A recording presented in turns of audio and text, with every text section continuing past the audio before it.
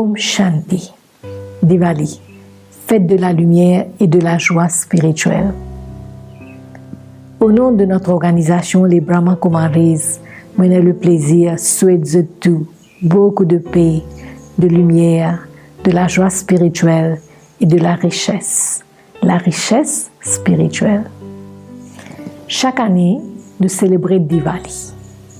Mais cette fois-ci, à nous guetter qui nous capable de faire de plus. Comme on nous connaît, en ce moment, beaucoup de bonnes personnes peuvent passer par des difficultés énormes. Souffrance et violence peuvent faire ravage. C'est la nuit. C'est l'obscurité. Bref, le scénario mondial interpelle nous tous. C'est la noirté, c'est l'obscurité. Nous traversons la nuit de l'humanité. Donc, à nous penser à un moyen qui nous capable de faire pour aider l'humanité et le monde en entier en fouillant la signification très très profonde de Diwali. Et aussi à nous respecter l'intention derrière tout ce qui nous peut faire pendant la fête.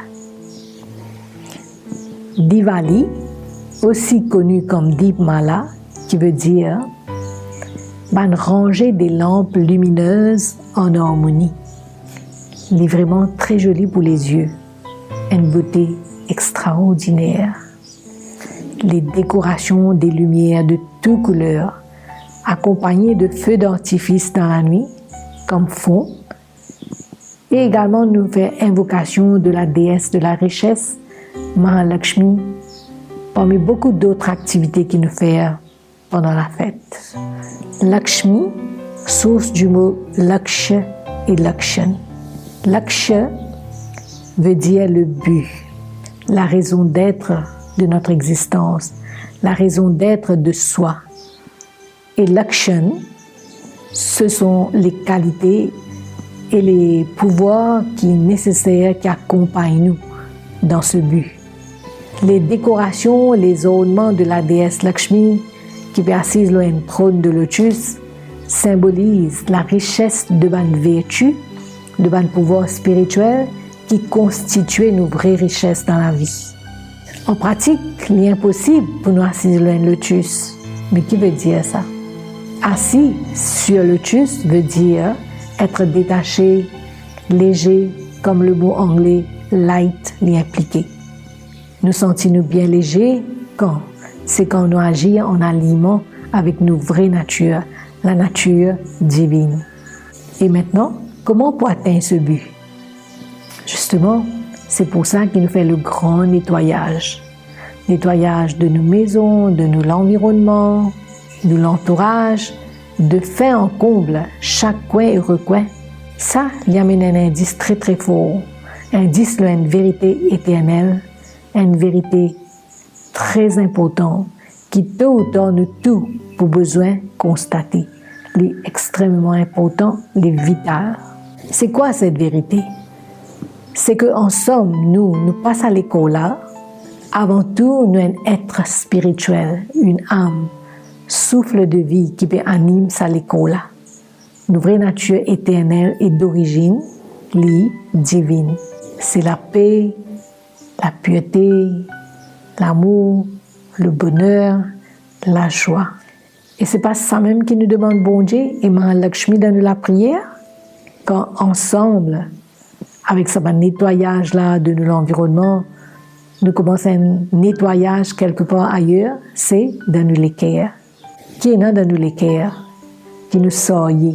Ce sont des souvenirs pénibles de bons événements, les fardeaux de bonnes rancunes, de vengeance, culpabilité, blessures et des tas de choses. Ça, c'est le vrai nettoyage de la noirté intérieure. Quand tout vient propre, c'est comme si la lumière qui met en visibilité les vraies vertus, nos vraies vertus, compassion, de la bonté, pardon, générosité, tout ça là rentre en évidence. Nous commençons à faire l'expérience de tout ça là très très facilement. Pareil comme dans la nuit, dans le noir, nous ne trouvons pas les choses claires. Par contre, Dans la lumière du jour, nous trouvons tout guideuse comment je t'étais telle qu'elle. Donc, après le nettoyage qu'il nous fait, nous allumons la lampe Dia. À nous guetter la lampe, un Dia, c'est la lampe de la terre qui représente le corps humain, qui est formé de la terre également. La messe les représente l'âme et de l'huile les représente la connaissance spirituelle. Mais même ayant la connaissance de l'âme, parfois nous sommes capables très amorphes, inertes, bien deuls, tristes, malheureux, malheureuses, parce que les qualités de l'âme pas encore vraiment réveillées.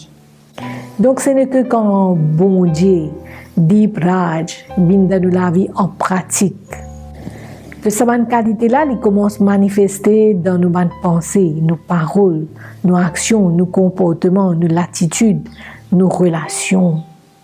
C'est pour cela que dans la coutume auparavant, c'était tout d'abord, nous peux allumer une grande lampe et à partir de ça, la lampe-là, nous peux allumer d'autres petites lampes. Qui veut dire, en d'autres mots, quand tous les âmes finissent reconnaître et faire l'expérience qui avant tout nous ban âmes, nous également reconnaître que nous ban enfants de Dieu et en même temps nous reconnecter avec nous la source, le centre de nous la vie, avec bon Dieu. Ce n'est que là que le monde en entier pour commencer à retrouver la lumière. Nos relations avec nous-mêmes, avec les autres, avec les créatures, la nature, pour retrouver l'autre, l'harmonie, un bonheur, une félicité. À nous faire de l'intérieur vraiment bien propre, pur et léger. C'est ça, un vrai cadeau, gâteau et bénédiction pour la fête de Diwali. Moi, tu peux faire rappeler qu'en ce moment, nous dans l'âge de la confluence, à nous accueillir Dieu sincèrement dans nos cœurs. Ce sera ça le vrai Diwali. Dieu, le Papa, bien sûr disponible et surtout maintenant, il est très très actif pour celui qui a envie de reconnecter avec lui de tout cœur et âme. Voilà donc, bonne fête à tous, qui nous retrouvent nous dans un monde de paix et de bonheur bientôt. Om Shanti.